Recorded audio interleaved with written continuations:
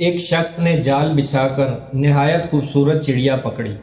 جب وہ چڑیا جال میں پھنس گئی اور آزاد ہونے کی کوئی صورت نہ دیکھ پائی، تب شکاری سے کہنے لگی، اے عقل مند شخص، فرض کر تو مجھ جیسی ننھی چڑیا کو پکڑ کر کھا بھی گیا تو اس سے تجھے کیا حاصل ہوگا؟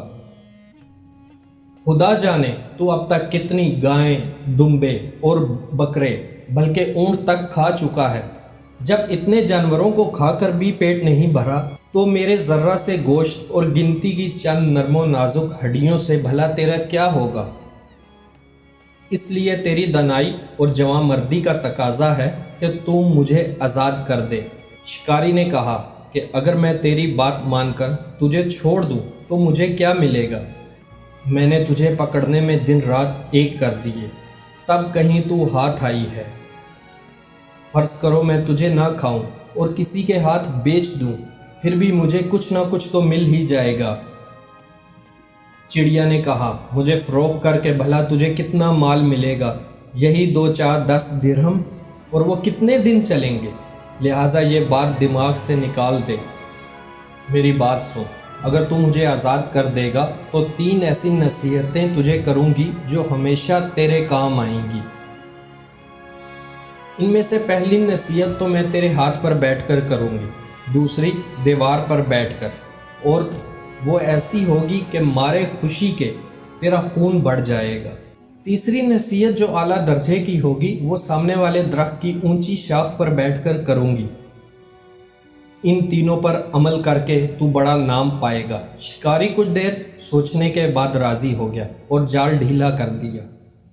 چڑیا جال سے نکل کر اس کے ہاتھ پر بیٹھی اور بولی، سن، میری پہلی نصیحت یہ ہے کہ ناممکن بات پر کبھی یقین نہ کرنا۔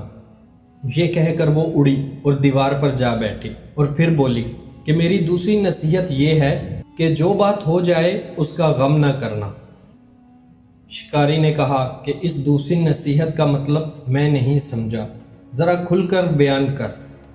چڑیا بولی، میرے پیٹ میں پاؤ بھر وزن کا ایک ایسا قیمتی موتی چھپا ہوا ہے جس کی قیمت حفت الکلیم میں کہیں نہیں۔ تو یہ موتی پا کر زندگی بھر کے لیے نہال ہو جاتا، تو شہزادوں کی سی عیش و عشرت میں دن بسر کرتا، مگر افسوس کہ تو نے مجھے آزاد کر کے یہ قیمتی موتی کھو دیا۔ یہ تحفہ تیری تقدیر میں نہ تھا۔ اتنا سننا تھا کہ شکاری رونے اور افسوس کرنے لگا، بار بار ٹھنڈی آہیں بھرتا، سینہ پیٹ کر کہتا کہ ہائے، میں تو برباد ہو گیا۔ مجھ جیسے بے وقوف نے اس نادر چڑیا کو کیوں آزاد کر دیا؟ آئے، وہ بھی کیسی منحوس گھڑی تھی جب یہ چڑیا آزاد ہوئی۔ جب خوب رو چکا تو چڑیا نے کہا، ارے احمق، میں نے تجھے ابھی نصیحت کی تھی کہ گزری ہوئی بات کا غم نہ کرنا۔ جب وہ بات ہو چکی تو رونا پیٹنا بند کر۔ تو نے میری نصیحت کو سمجھا ہی نہیں۔ میں نے پہلی نصیحت یہ کی تھی کہ ناممکن بات کا یقین کبھی نہ کرنا، خواہ وہ بات کیسی ہی ہو۔ آدمی تجھ سے کچھ بھی کہے ورنہ گمراہ ہوگا۔ ذرا سوچ، مجھ جیسی کا وزن 3 گرام سے زیادہ نہیں، بھلا پاؤ بھر کا قیمتی موتی میرے پیٹ میں کہاں سے آیا؟ یہ سن کر شکاری رونا دھونا بھول گیا، حیرت سے چڑیا کو دیکھنے لگا اور بولا، اے نازک بدن چڑیا، اب مہربانی کر کے وہ تیسری نصیحت بھی کرتی جا جس کا تو نے وعدہ کیا تھا۔ چڑیا نے کہا، تمہیں نصیحت کرنا بالکل بیکار ہے۔ تم نے پہلے میری 2 نصیحتوں پر عمل نہیں کیا تو تیسری کیوں سننا چاہتے ہو؟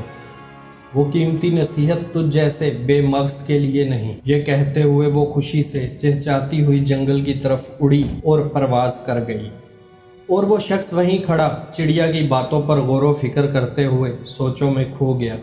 وہ لوگ خوش نصیب ہوتے ہیں جنہیں کوئی نصیحت کرنے والا ہوتا ہے۔